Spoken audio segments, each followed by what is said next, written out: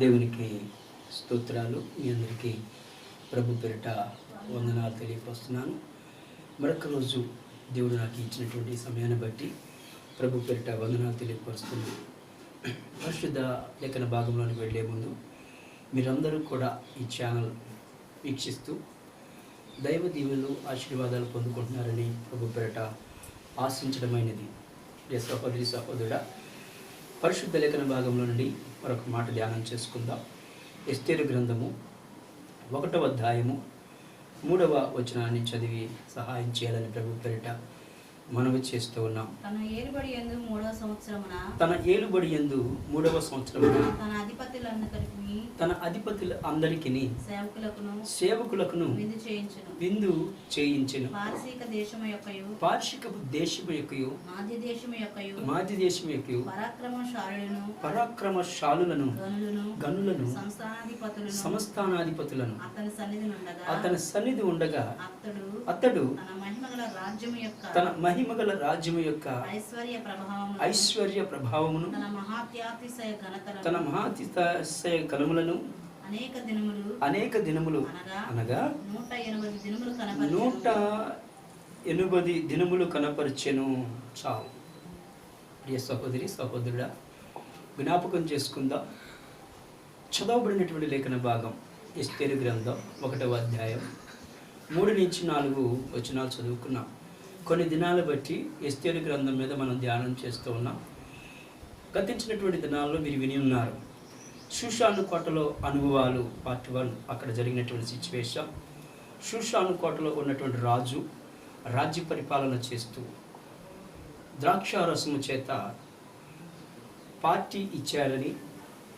ఏ party అండి? ఆ పిలువబడినటువంటి అధిపతులకి రాజు చిన్న సైజ్ పార్టీ ఇచ్చినట్లుగా నేను మీకు తెలియపరిచాను.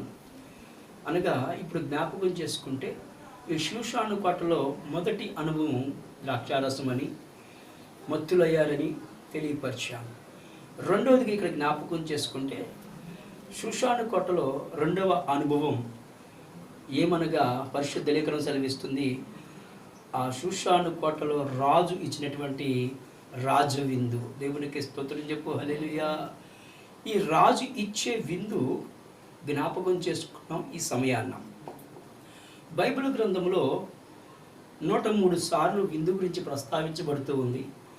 103 సార్లు ప్రస్తావించబడినటువంటి వాటిలో నుండి మీ కొరకు కొన్ని రకాలైనటువంటి విందులు తెలియపరచాలని ప్రభు పేరిట తన దాసునిగా నేను మీకు తెలియపరుస్తున్నా. ఏంటి పాస్టర్ గారు, మేము ఇప్పుడు విందులో పాల్గొనలేదా? మేము ఇప్పుడు విందు చేయలేదా? మేము ఇప్పుడు విందుకు వెళ్ళలేదా? మేము విందుకు అనేక పర్యాయాలు ఆహ్వానించబడ్డాం అని మీరు చెప్పచ్చు. అయితే ఇక్కడ జ్ఞాపకం చేసుకుంటే మనం చేసినటువంటి విందులు వేరు. ఎస్తేరు ఇగో గ్రంథంలో అశ్వారోషు రాజు చేయించినటువంటి విందు వేరు. దేవునికి స్తోత్రం చెప్పు, హల్లెలూయా హల్లెలూయా. ఈ యొక్క జ్ఞాపకం చేసుకుందాం. జ్ఞాపకం నేను మీకు తెలియపరుస్తున్న మాట, ఆశ్చర్యకరుడైన దేవుడు, అద్భుత కార్యాలు జరిగించే దేవుడు మాట్లాడుతున్న మాట. దేవుడికి స్తోత్రం. అయితే ఇక్కడ అశ్వారోషు రాజు షూషాను కోటలో ఇచ్చినటువంటి విందు రాజు విందు అని పరిశుద్ధ లేఖనం ద్వారా నేను మీకు ఈ యొక్క సమయాన్న తెలియపరుస్తూ ఉన్న ప్రియ సహోదరి సహోదరుడా. ఈ రాజు షూషాను కోటలో ఎప్పుడు ఇచ్చాడు రా విందు అంటే క్రీస్తుకు పూర్వం 482వ సంవత్సరంలో రాజు చేయించినటువంటి విందు జ్ఞాపకం చేసుకుంటూ ఉన్నాం. ఆ రాజ విందులోనికి ఎవరు వచ్చారంటే అక్కడ రాయబడినటువంటి మాట 3వ వచనంలో రాయబడిన మాట మనం చూస్తున్నాం కదా. చదవండి ఒకసారి, మీకు అర్థం కాటాకి.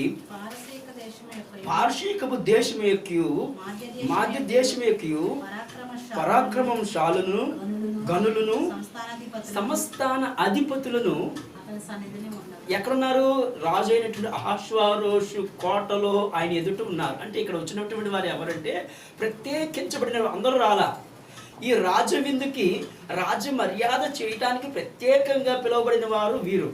అయితే రాజు పిలిచినటువంటి విధానంలో వారందరూ లోబడి ఏం చేశారంటే, రాజు పిలిచాడు కాబట్టి వెళ్ళాలి, రాజు విందులో పాల్గొనాలి అని చెప్పి యోచన చేసినటువంటి వారందరూ వచ్చి ఆసీనులైతే, ఆ రాజు ఏం చేస్తున్నాడు తెలుసా, తన రాజ్యంలో ఉన్నటువంటి మహిమను కనపరుస్తున్నాడు. ఎన్ని దినాలు కనపరిచాడంటే, రాయబడిన మాట చూస్తే 180 దినాలు తన కలిగిందంతా కూడా ఏం చేశాడు తెలుసా, చూపించడం మొదలుపెట్టాడు. రాజు విందుని ఇచ్చేటప్పుడు తన కలిగిందంతా ఏం చేస్తున్నాడంటే చూపిస్తూ విందుని ఏర్పాటు చేస్తున్నాడు. జ్ఞాపకం చేసుకుందాం, పరిశుద్ధ లేఖన భాగంలో కూడా ఈ రాజు కోటలో విందు ఏర్పాటు చేసినటువంటి రాజు విందులో పాల్గొనేటువంటి వారు ఆ రాజు యొక్క సంస్థానాలన్నింటినీ చూసి దిగ్భ్రాంతి చెందుతున్నారు. ఇదిగో ఆ రాజు యొక్క సంస్థానం భలే బాగుంది, రాజు కోట బాగుంది, రాజు యొక్క నాయకత్వం బాగుంది, రాజులో ఉన్నటువంటి లక్షణాలు బాగున్నాయి, ఇదిగో ఈ కోటలో చాలా చక్కగా అందంగా రమ్యంగా ఉందని చెప్పి ప్రశంసిస్తూ ఆనందంతో అక్కడ వారు ఏం చేస్తున్నారు తెలుసా, విందులోని పాల్గొనడానికి, రాజు ఇచ్చే విందులో పాల్గొనడానికి ముందుకు వచ్చారు. దేవునికి స్తోత్రం చెప్పండి. హల్లెలూయా.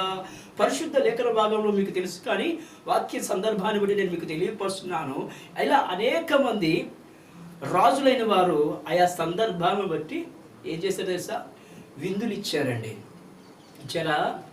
అనేక మంది విందులు ఏర్పాటు చేశారు, కానీ రాజు ఇచ్చే విందు మాత్రం చాలా ప్రాముఖ్యమైనటువంటి విందు. ఈ యొక్క సమయాన్ని నేను మీకు తెలియపరుస్తూ ఉన్నాను. దేవుడికి స్తోత్రం చెప్పు. హల్లెలూయా, హల్లెలూయా. అందుకని ఇక్కడ రాయబడిన మాట, రాజు విందు, రాజు తలుచుకుంటే ఏదైనా చేయగలడు. ఆ విందులో పాల్గొనేటటువంటి హక్కు, ఆ విందులో పాల్గొనేటటువంటి యోగ్యత, ఆ విందులో పాల్గొనేటటువంటి ఆ యొక్క విధానం మనకి ఏం కావాలంటే, రాజు యొక్క కనుచూపు మన మీద ఉండాలని ప్రభు పేరట నేను మీకు సవినయంగా మనవి చేస్తూ ఉన్నా. చూడండి, రాజు ప్రత్యేకించబడిన వారిని పిలిచాడు. మన ప్రభు కూడా ప్రత్యేకించబడిన వారిని మాత్రమే పిలిచాడు. దేవుడికి స్తోత్రం చెప్పు. హల్లెలూయా. అందరినీ పిలవలేదు, కొందరిని మాత్రమే పిలిచాడు. ఆ పిలువబడిన వారిలో ఏర్పాటు చేసుకున్నాడు. పరిశుద్ధ లేఖనం సెలవిస్తుంది, మనం చదువుకున్నటువంటి ఎఫెసీయులకు రాసిన పత్రిక 1వ అధ్యాయం 3వ వచనం అంటాడు కదా, రాజు విందుకు అనేక మంది వచ్చారు. అయితే ఈ సమయాన్ని నేను మీకు తెలియపరుస్తున్నాను, రాజు రాజ్య విందుని ఇవ్వటానికి యోచన చేసినప్పుడు తనకున్నదంతా చూపిస్తున్నాడు. పరిశుద్ధ లేఖన భాగంలో కూడా హిజ్కియా కూడా మరణకరమైన రోగము చేత బాధపడుతున్నప్పుడు ఏం చేశాడో తెలుసా, తన కలిగిందంతా కూడా చూపించడం మొదలుపెట్టాడు.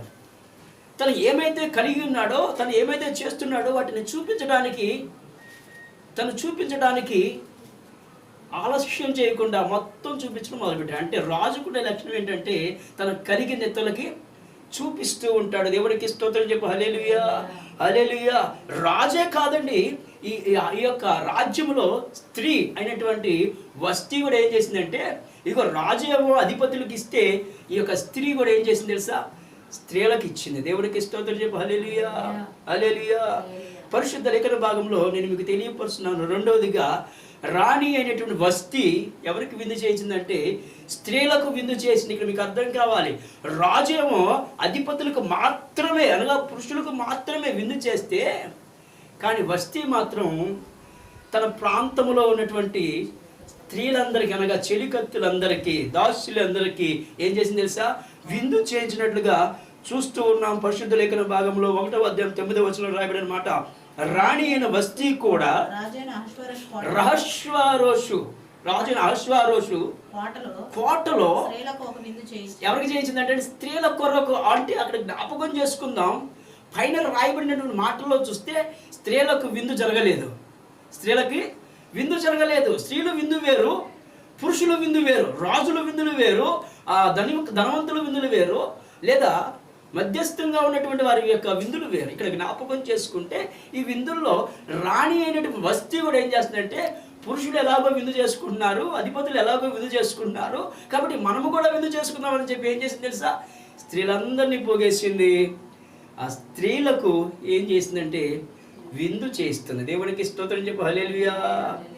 ఈనాటి దినాల్లో జ్ఞాపకం చేసుకుంటే ప్రతి ఒక్కరి నోటి ముట్ట వచ్చేది, నీది నీదే, నాది నాదే, నీ ఫుడ్డే, నా ఫుడ్డే. ఇక్కడ సిచ్యువేషన్ మీకు అర్థమవుతుందో లేదో, తేడా కనబడుతుంది, వ్యత్యాసం కనబడుతుంది. రాజు ఇచ్చేటటువంటి విందేమో అధిపతులకు ఇస్తుంటే, రాణి అయిన వస్తీ ఏమో తన రాజ్యంలో ఉన్న స్త్రీలకు పిలిచి విందుని ఏర్పాటు చేసింది. ఇది రాణి అయినటువంటి ఎస్తేరు ఇచ్చేటటువంటి విందు. ఈనాటి దినములో ఎంతమంది రాణులు తన లోకములో ఉన్న జనాంగానికి విందు ఏర్పాటు చేస్తున్నారు ఒకసారి జ్ఞాపకం చేసుకోమని ప్రభు పేరిట తన దాసునిగా నేను మీకు తెలియపరుస్తున్నా.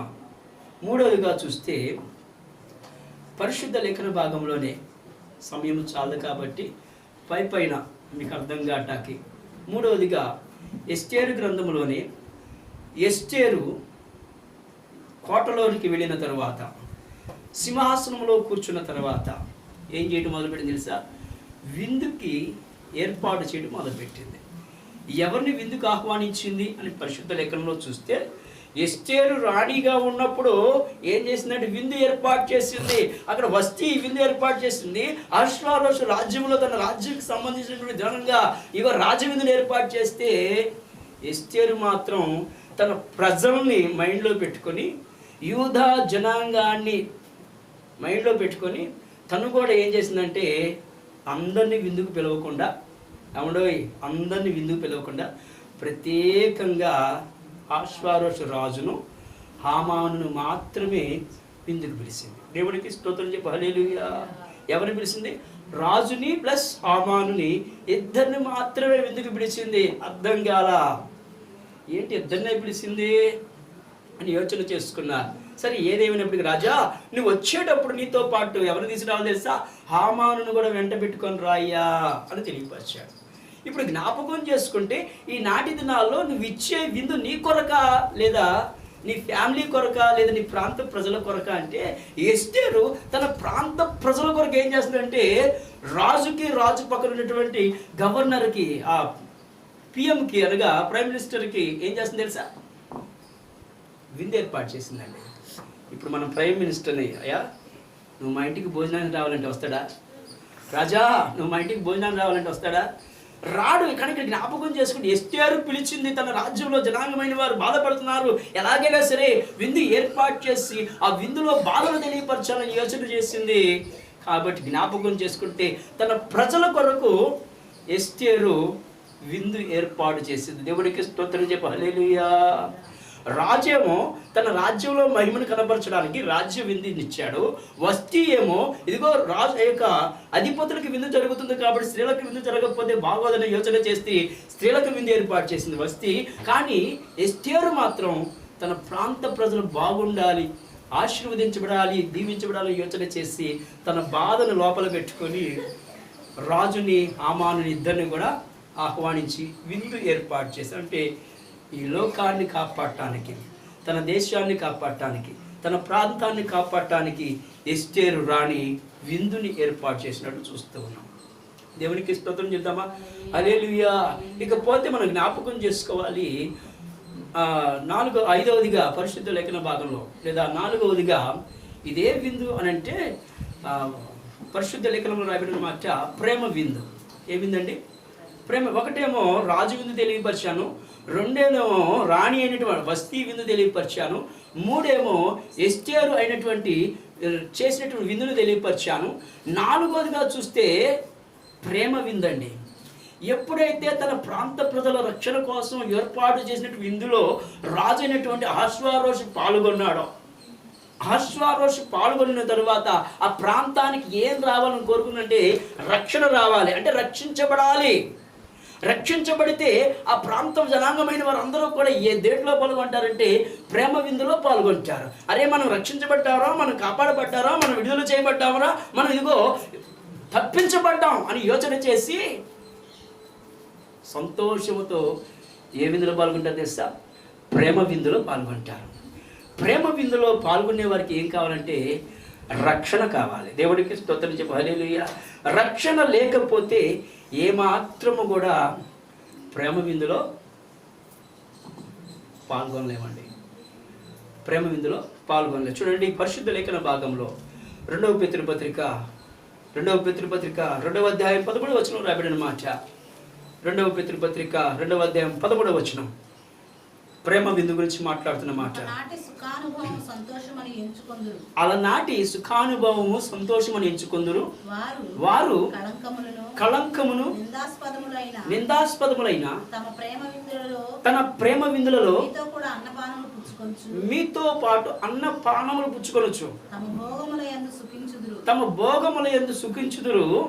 చాలు. ఇక్కడ రాయబడిన మాట ఎవరి గురించి ఈ పేతురు భక్తులు 2వ అధ్యాయం 13వ వచనంలో రాయబడిన మాటను బట్టి తెలియపరుస్తున్నాడంటే ఎవరి గురించి తెలుసా? విశ్వాసులైన వారు, రక్షణ పొందినటువంటి వీరు, మార్పు చెందినటువంటి వీరు మరలా దేంట్లోకి వెళ్ళిపోతున్నారో తెలుసా? ఈ లోక సంబంధమైన విందులో పాల్గొనడం వల్ల వారికి వచ్చేది నష్టమా అంటే లాభమా అంటే నష్టమే. అంటే జ్ఞాపకం చేసుకోండి, ప్రేమ విందులో పాల్గొనే వారికి ఏ యోగ్యత ఉండాలంటే రక్షించబడాలి. ఏం చేయబడాలి? ఎస్తేరు తన ప్రాంత ప్రజలు రక్షించబడటానికి విందుకు ఆహ్వానించిన రాజుని హామానుని. అంటే తన ప్రాంత ప్రజలకు ఏం కావాలి? రక్షణ కావాలి. రక్షణ కావాలంటే ఇప్పుడు ఏం పెట్టాలో తెలిసి రక్షించబడిన వారికి విందు ఏర్పాటు చేయాలి. ఆ విందు పేరే ప్రేమ విందు. ఈనాటి దినాల్లో సంఘాల్లో, మందిరాల్లో రక్షించబడిన వారు ఏర్పాటు చేసే విందు ఏంటి తెలుసా? ప్రేమ విందు. ప్రభు బల్లారాధనలో పాల్గొన్న తర్వాత వారానికో 2 వారాలకో నెలకో పాల్గొన్న తర్వాత ఆ సంఘములో సేవకులైన వారు, విశ్వాసులైన వారు అందరూ కలిసి దాతృత్వం కలిగి గుప్పులు విప్పి ఏం చేస్తారంటే ప్రేమ విందుని ఏర్పాటు చేస్తారు. ఆ ప్రేమ విందులో పాల్గొనేటటువంటి విధానం చూస్తే ఈనాటి దినాలు అనేక మంది పాల్గొంటున్నారు. ఎక్కడ పాల్గొంటున్నారంట? ప్రేమ విందులో అనేక మంది పాల్గొంటున్నారు. ఆ ప్రేమ విందు గురించి మాట్లాడుతున్న మాటే 2వ పేతురు పత్రిక 2వ అధ్యాయం 13వ వచనంలో రాయబడిన మాట. కాబట్టి ఈ ప్రేమ విందు ఎవరికి నాయన అంటే విశ్వాసులకి. ఎవరికి? అవిశ్వాసులకి ఏమాత్రం కాదు. కాబట్టి రక్షించబడిన వారికి మాత్రమే ఈ ప్రేమ విందని పరిశుద్ధ లేఖనం సెలవిస్తూ ఉంది. అయితే విందుల్లో చాలా ఉన్నాయి. కృతజ్ఞతా విందులు కూడా ఉన్నాయి. అర్పించుకొని సమర్పించుకొని ఏర్పాటు చేసే విందులు కూడా ఉన్నాయి. కానీ ఈ ప్రేమ విందు అనేది మాత్రం రక్షించబడిన వారికి మాత్రమే. ప్రభు పెడతన దాసునిగా నేను మీకు మనవి చేస్తున్నా, ప్రేమ విందులో పాల్గొనాలంటే ప్రియ సహోదరి సహోదరుడా, నువ్వు రక్షించబడ్డావా లేదా ఒకసారి జ్ఞాపకం చేసుకో. రక్షించబడినటువంటి నీకు దేవుడు ఏమిస్తాడంటే ఒక వస్త్రం ఇస్తాడు. ఏమిస్తాడు? వస్త్రం ఇస్తాడు. పరిశుద్ధ లేఖన భాగంలో 5వ మాట. ఆ రక్షణ వస్త్రం ఎక్కడుందంటే మీకు చూద్దాం. మత్తయి సువార్త 22వ అధ్యాయం 4వ వచనంలో రాయబడిన మాట. అక్కడ ఒక విందు జరుగుతుంది. అదే విందంటే పెండ్లి విందు. మత్తయి సువార్త 22వ అధ్యాయం 4వ వచనంలో రాయబడిన మాట. కాగా అతడు ఇదిగో నా విందు సిద్ధపరిచి ఉన్నాను, ఎద్దును క్రొవ్విన పశువును వధింపబడినవి అంతయు సిద్ధముగా ఉన్నది. దేనికి పిలుస్తున్నారండి? ఇందాక మనం మాట్లాడుకున్నటువంటి మాటేమో రక్షణ. ఈ ప్రేమ విందు దేనికంటే రక్షించబడటానికి. అంటే ప్రేమ విందులో పాల్గొనేటటువంటి వారు ఏం చేయబడాలంటే రక్షించబడాలి. అంటే రక్షించబడిన వారికి మాత్రమే ప్రేమ విందు. రక్షించబడిన వారికి ప్రేమ విందు లేదని ప్రభు పేరు తన దాసుని కానీ మీకు తెలియపరుస్తూ ఉన్నా. జ్ఞాపకం చేసుకుందాం ప్రియ సహోదరి సహోదరుడా. రక్షించబడేటువంటి నువ్వు ప్రేమ విందులో పాల్గొనాలంటే నీకు ఏ వస్త్రం కావాలి తెలుసా? ఏ వస్త్రం కావాలండి? అక్కడ పెళ్లి వస్త్రం కావాలంట. ఏ వస్త్రం కావాలంటే అండి, ఇప్పుడు పెళ్లి వస్త్రంలో పాల్గొనాలి. పెళ్లి వస్త్రం ఉంటేనే నువ్వు ఏ విధిలో పాల్గొంటావు అంటే పెళ్లి విందులో పాల్గొంటావు. ఏ విందులో పాల్గొంటావు? పెళ్లి విందులో.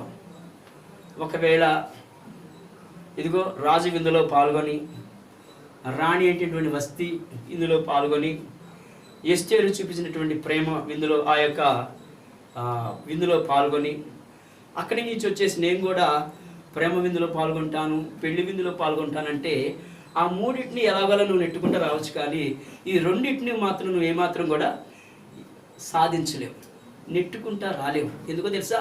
అక్కడ అడుగుతున్నాడు.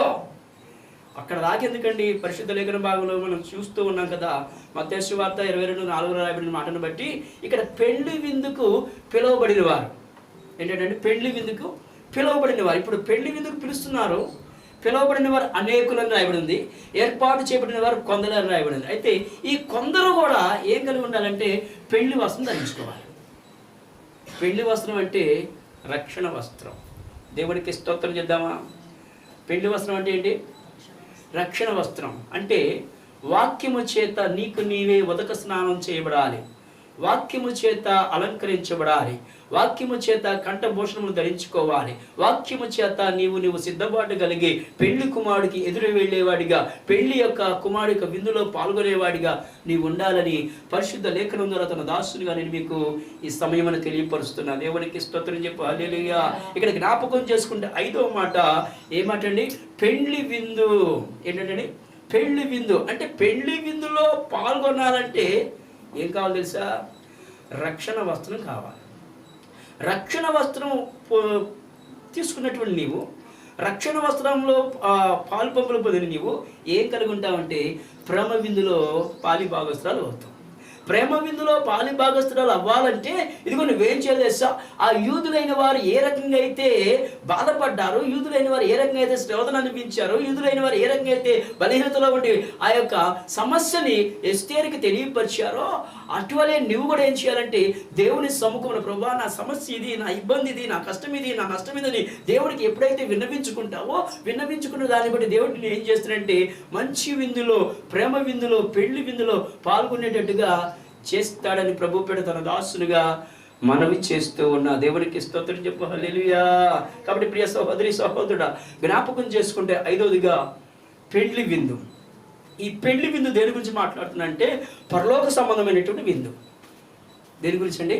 పరలోక సంబంధమైనటువంటి విందు అనమాట ఇది. భూలోకంలో ఒక ఆత్మ రక్షించబడితే పరలోకంలో కోటాను దేవదూతలు ఏం చేసుకుంటే తెలుసా? విందు ఏర్పాటు చేసుకుంటారని పరిశుద్ధ లేఖనంలో రాబడిన మాటను బట్టి నేను మీకు తెలియపరుస్తున్నా. పరలోకంలో గొప్ప విందు జరిగిద్ది ఈ భూలోకంలో జరిగే విందు కంటే. అది ఎప్పుడనగా ఒక ఆత్మ భూమి మీద రక్షణ పొందినప్పుడు. ప్రియ సహోదరి సహోదరుడా, ఇదిగో 5 రకాల విందులు బైబిల్లో నేను మీకు తెలియపరిచాను. కానీ 6వ రకమైనటువంటి విందు ఉంది. ఈ విందు ఏంటంటే త్రాగుబోతుల విందు. ఏ విందండి? త్రాగుబోతుల విందు. యావత్ ప్రపంచంలో ఉన్నటువంటి సమస్త మానవ కోటి జనాంగమైన వారు ఏ విందులో పాల్గొన్నారంటే తాగుబోతుల విందులో పాల్గొని వారికి దైనందిన జీవితాన్ని పాపంలోకి నెట్టేసుకున్నారు, వారికి దైనందిన జీవితాన్ని నరకంలో పడేసుకున్నారు, వారికి దైనందిన జీవితాన్ని దేవునికి దూరం చేసేసుకున్నారు. మాకు ఇదే బాగుంది అని చెప్పి యోచన చేసి పాపములోనే మిళితమైపోతున్నా అట్టి వారి గురించి రాయబడిన మాట మత్తయి సువార్త 22:4 లేదా చదువుకుంటా వెళితే రాయబడిన మాట చూడండి. 11వ వచనం కానించి రాజు కూర్చున్న వారిని ఎక్కడ కూర్చున్నారు? వీళ్ళు పెళ్లి విందులో కూర్చున్నారు. పెళ్లి విందులో కూర్చున్న వారిని ఎవరు చూడ్డానికి వచ్చారంటే రాజు చూడ్డానికి వచ్చాడు. బంధువులు వచ్చారా? బంధుమిత్రులు వచ్చారా? రక్త సంబంధులకు వచ్చారా? తోబుట్టివులు వచ్చారా? అన్నదమ్ములు వచ్చారా? అక్కచెల్లెళ్ళు వచ్చారా? నా తోటి వారు వచ్చారని చెప్పి భోజనాల సమయంలో మనం ఏం చేస్తాం తెలుసా? అందరినీ పలకరించుకుంటే వెళతామా? పలకరించుకుంటే వెళతాము. ఈ పలకరించుకొని వెళ్ళేటటువంటి సమయంలో ఆ లైన్లో భోజన పంక్తిలో లైన్లో ఎవరైనా బట్టలు లేకుండా చింపిరి గడ్డంతో మాసిపోయినటువంటి బట్టలతో వాసన కొట్టుకుంటూ మధ్యలో కూర్చున్నాడు అనుకో, ఏం చేస్తామండి మనం? లే ఇక్కడి నుంచి ఎవరు రమ్మన్నాడు? నేను ఎవరు కూర్చున్నావు? వెళ్ళిపో లే అని చెప్పి ఉన్న పడాన్ని లేపేస్తాం. ఆ లేపిన విధానాన్ని చూసి చాలామంది లేపినటువంటి వాడిని ఏం చేస్తారు తెలుసా? దూషిస్తారండి. వీడికి జ్ఞానం ఉందా? వీడికి బుద్ధి ఉందా? వీడు ఎంత సంపాదిస్తే మాత్రం ఈ కళ్ళు నెత్తికెక్కుతాయా? లైన్లో కూర్చున్నాడు లేపేస్తాడా? అన్నం కాడ కూర్చున్నాడు లేపేస్తాడా? భోజనం కాడ కూర్చున్నాడు లేపేస్తాడా? విందులో కూర్చున్నాడు లేపేస్తాడా? ఇంకోసారి వీడి దగ్గరికి వెళ్ళకూడదని యోచన చేస్తారు. ఇక్కడ జ్ఞాపకం చేసుకుంటే రాజు తీక్షణంగా ఒక్కొక్కరిని పరిశీలన చేసుకుంటూ వెళుతూ ఉన్నాడు, వస్తూ ఉన్నాడు. చదవండి ఆ యొక్క 11వ వచనం రాబడిన మాట చదువుదాం. అక్కడ పెళ్లి వస్త్రము ధరించుకొనని ఒకని చూచి స్నేహితుడా పెళ్లి వస్త్రము లేక ఇక్కడికి ఎలాగూ వచ్చితవని వాడు మౌని అయి ఉండెను. అంతట రాజు వీని కాళ్ళు చేతులు కట్టి వెలుపటి చీకటిలోనికి త్రోసివేయండి, అక్కడ ఏడుపును పండ్లు కొరకటయ్యి ఉండునని. ఇక్కడ జ్ఞాపకం పెళ్లి వస్త్రంలో లేదా పెళ్లి విందులో పాల్గొనేవాడికి ఏ వస్త్రం కావాలి? రక్షణ వస్త్రం కనుక లేకపోతే, రక్షించబడకపోతే నువ్వు పెళ్లి విందులో ఏమాత్రం కూడా పాల్గొనడానికి వీలు లేదు. పెళ్లి విందులో పెట్టే ఆహారాన్ని భుజించడానికి ఏమాత్రము యోగ్యత లేదు. పెళ్లి విందులో పాల్గొన్నప్పటికీ కూర్చున్నప్పటికీ వాటి సువాసన నీ దగ్గరికి వచ్చినప్పటికీ నువ్వు దాన్ని ఏమాత్రం కూడా ఆస్వాదించలేవు, ఆహ్వానించలేవని ప్రభు పేట మనవ చేస్తూ ఉన్నా. ఇదిగో రాజు రాబోతున్నాడు. ఆ రాబోతున్న రారాజు నిన్ను చూస్తున్నాడు. చూసినప్పుడు నీకేం కావాలంటే పెళ్లి వస్త్రం కావాలి. నేను వస్త్రం గురించి మాట్లాడట్లా, పెండ్లి విందు గురించి మాట్లాడుతున్నాం. దేవునికి స్తోత్రం చెప్పు, హల్లెలూయా. పెండ్లి విందులో పాల్గొనాలంటే మన ఫ్యామిలీ మనం అనుకుందాం, లేదు మీరే అనుకుందాం. ఎవరైనా సరే మిమ్మల్ని ఆహ్వానించినప్పుడు ఫోన్ చేసి పెళ్ళికి వచ్చేయండి అంటే వెళ్తారా? వెళ్ళరు. లేదు వాట్సాప్లో ఫోటో పంపిస్తాను, రావడం లేట్ అయింది, పెళ్ళికి రండి అంటే వెళ్తారా? వెళ్ళరు. ఇంటికి వచ్చి కార్డు ఇచ్చి ఆహ్వానించి రమ్మన్నప్పుడు మాత్రమే వెళ్ళి విందులో పాల్గొంటాం. అలాగే తండ్రి అయిన దేవుడు కూడా మనకు ఒక ఆహ్వానాన్ని ఇచ్చాడు. ఏంటి తెలుసా?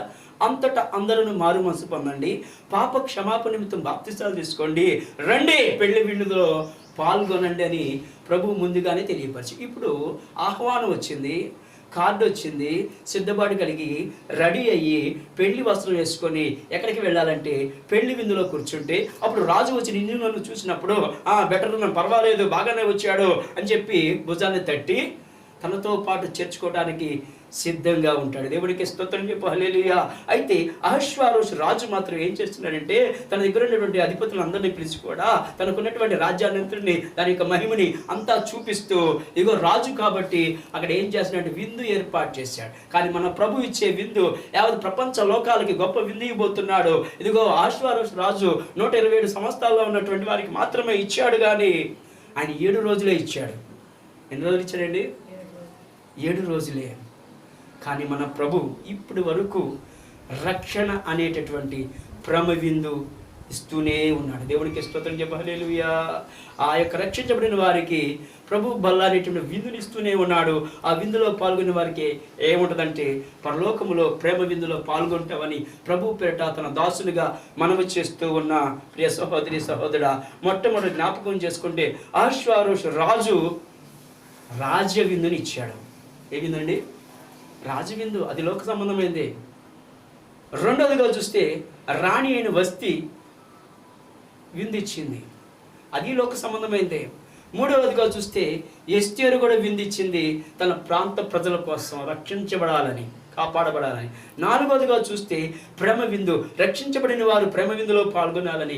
ఐదవదిగా చూస్తే ఇదిగో ప్రేమ విందులో పాల్గొనేవారు పెళ్లి విందులో కూడా ఉండాలని యోచన చేసి ప్రభుని యేసుక్రీస్తు గారు నీ కొరకు నా కొరకు ఎదురు చూస్తున్నారని ప్రభు పెడుతున్న దాసునిగా మనవి చేస్తూ ఉన్న దేవుడు కొద్ది మాట తన వినికిడిలో ఆశీర్వదించి దీవించును గాక. ఆమేన్.